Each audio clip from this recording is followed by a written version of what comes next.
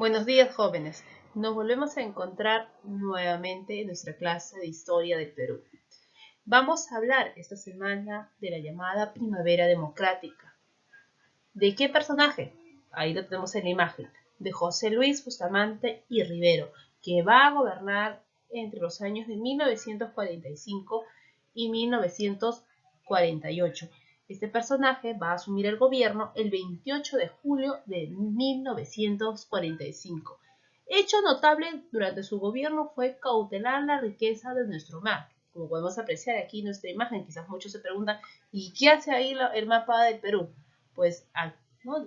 Él va a través de un decreto supremo que fue establecido el 1 de agosto de 1947, va a promulgar lo que viene a ser la tesis de las 200 millas. Entonces, ¿con qué fin?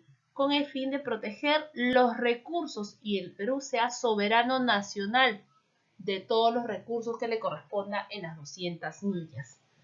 Su gobierno fue de amplio goce de libertad pública y profundamente democrático, pero desgraciadamente sufrió la oposición del partido aprista y de la derecha reaccionaria. Fue sacado del gobierno el 29 de octubre de 1948 y deportado al extranjero por la sublevación del general Manuel Odría en Arequipa. Inicia de esa manera, Odría va a dar su golpe de estado el 27 del mismo mes, o sea, el mes octubre. Entonces, ahora acompáñame a ver cómo se inicia su gobierno y cuáles son las obras más resaltantes de José Luis Bustamante. Es que presta mucha atención. Las elecciones generales de 1945. La oligarquía centró sus aspiraciones electorales en el general Eloy Ureta. Y ustedes recuerden quién era Eloy Ureta. Era vencedor de la campaña de Zarumilla en el año de 1941, la que tuvimos por Ecuador. En este contexto, todas las agrupaciones antioligárquicas se reunieron en torno al Frente Democrático Nacional conocido como FREDEMA, partido que pertenecía Luis Bustamante y Rivero. Liderado, como ya lo expliqué, por Bustamante y Rivero. Las campañas del frente tenían como eslogan: si quieres comer bastante, vota por Bustamante. Si quieres estar a dieta, vota por Ureta. 25 días antes de las elecciones, el APRA es reconocido legalmente por el gobierno de Pardo como partido del pueblo, quedando al margen la candidatura presidencial. 5 días más tarde, el 20 de mayo de 1945, el partido convoca su primera manifestación legal, después de 12 años de persecución. Allá solo habla de no quitar riqueza a los que tienen, sin crear para lo que la tienen. De pan con libertad y libertad con pan.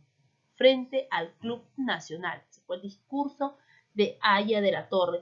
En estas elecciones, como se puede ver aquí en nuestro cuadro, se va a presentar Bustamante y Rivera con su partido Fredema y Eloy Ureta. Es evidente quién va a ganar esas elecciones. Gana con un 67%, va a ganar Luis Bustamante y Rivera. Entonces ahora vamos a hablar del desarrollo de su gobierno del presidente. Aspecto político del gobierno de Bustamante. En esencia, el gobierno de Bustamante carece de fuerza política, generando su escenario inestable.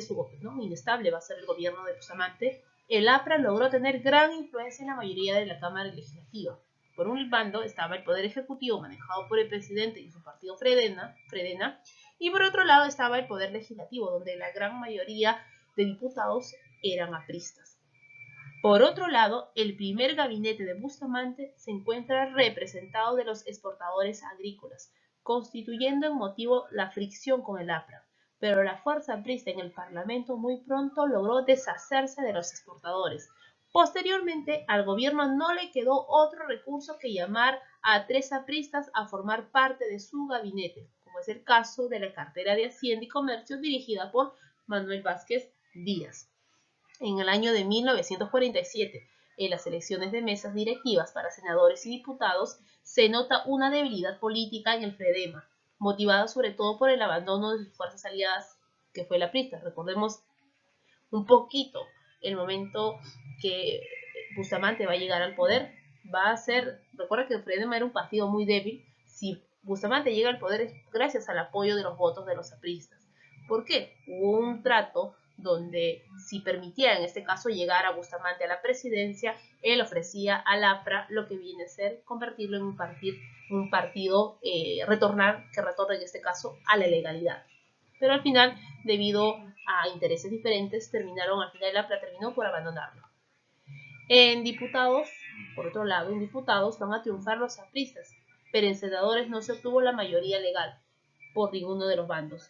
Esto fue aprovechado por los exportadores a través de la Alianza Nacional con Pedro Beltrán. Pedro Beltrán es el que va a manejar este partido, quien va a boicotear el funcionamiento de la Cámara mediante el ausentismo, dejando sin el quórum un reglamento para legislar. Ante esta situación, Bustamante gobernó con decreto de ley. El 3 de octubre de 1948, el APRA apoyó la sublevación de la Marina de Guerra del Callao, encabezado por Enrique Águila Pando, motivando que el APRA sea puesto fuera de ley y terminando así la alianza entre el APRA y el FREDEMA, y sobre todo el nombramiento de un nuevo gabinete mixto, siendo Odría nombrado como ministro de Exterior. A esto tenemos que sumar otro incidente más que se dio el 7 de enero de 1947 y que también va a incentivar a la separación total entre el APRA y el FREDEMA. Fue el asesinato de Francisco Graña Garland. ¿Y quién es este personaje? Pues él fue el director del Diario de la Prensa y también era principal opositor del APRA. Él fue asesinado, ¿y a quién se indicaron de su asesinato? Pues a los apristas. Y con esto se terminó ya totalmente la alianza entre estos dos partidos. Eso es en el aspecto político. Vamos a hablar un poco acerca de la economía y la sociedad durante el gobierno de Bustamante.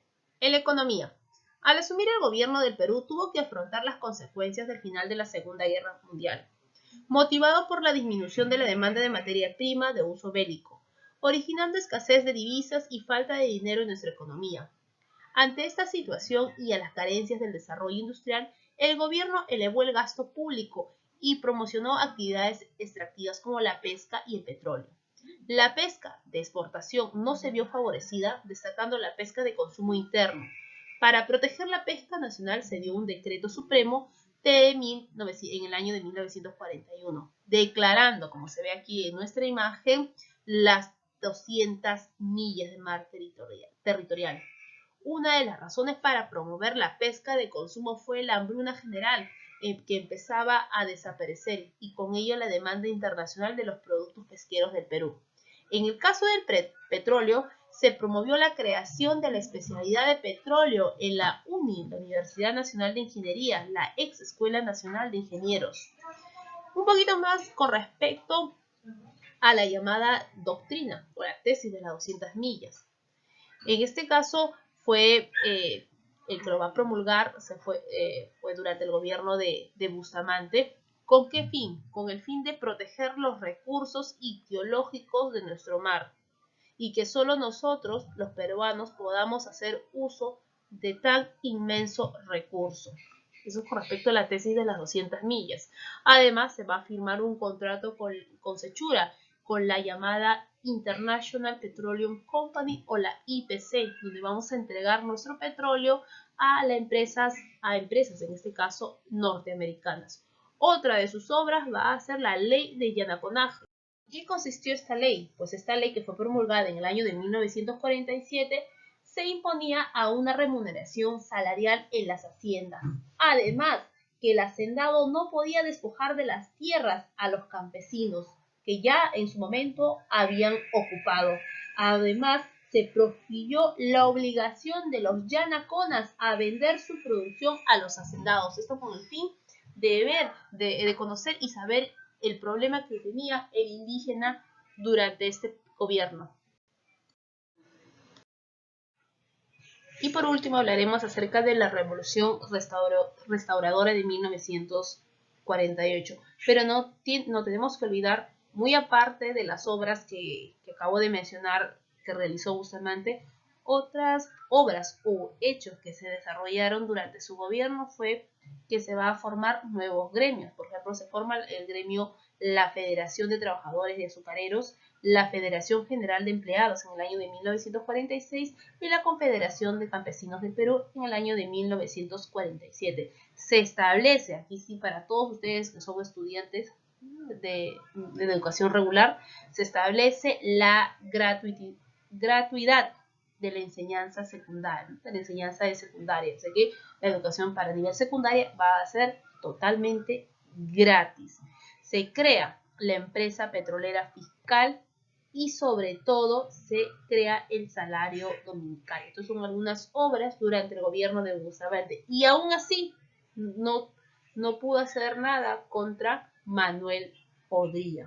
¿Por qué? Debido a los constantes enfrentamientos de poderes de Estado, del Poder Ejecutivo, Legislativo, añadido a eso otra cerecita más al pastel, es la crisis económica y política opositora de la oligarquía. Origina en este caso el 27 de octubre de 1948 un golpe de Estado desde el departamento, como está señalado, desde el departamento de Arequipa, encabezado por el general Odría.